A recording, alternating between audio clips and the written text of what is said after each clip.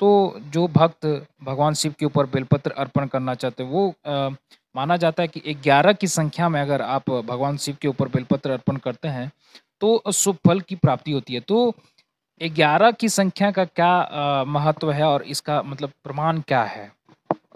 हर हर महादेव। जय बाबा विद्यनाथ।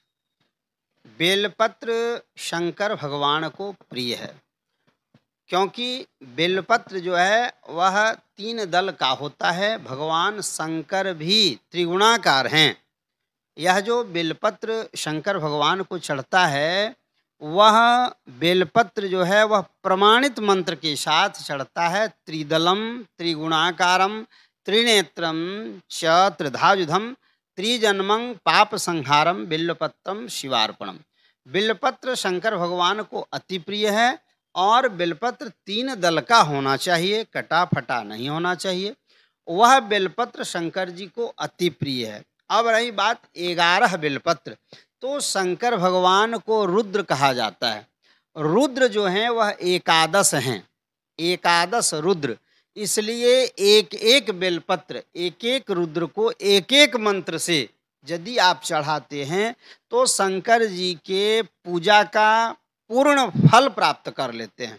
शंकर भगवान एकादश रुद्र के रूप में हैं और एकादश बेलपत्र उनको अति प्रिय है।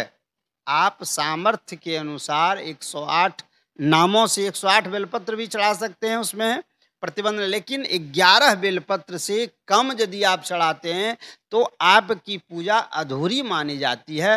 पूर्ण पूजा के लिए एकादश रुद्र का पूजा आपको आवश्यक है।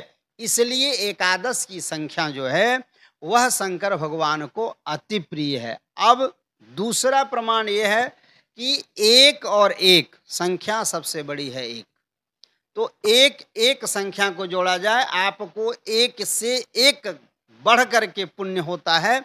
इसलिए उस पुण्य को प्राप्त करने के लिए 11 की संख्या मानी गई है और आध्यात्मिक दृष्टि से भी 11 जो है वह शुभ माना गया है।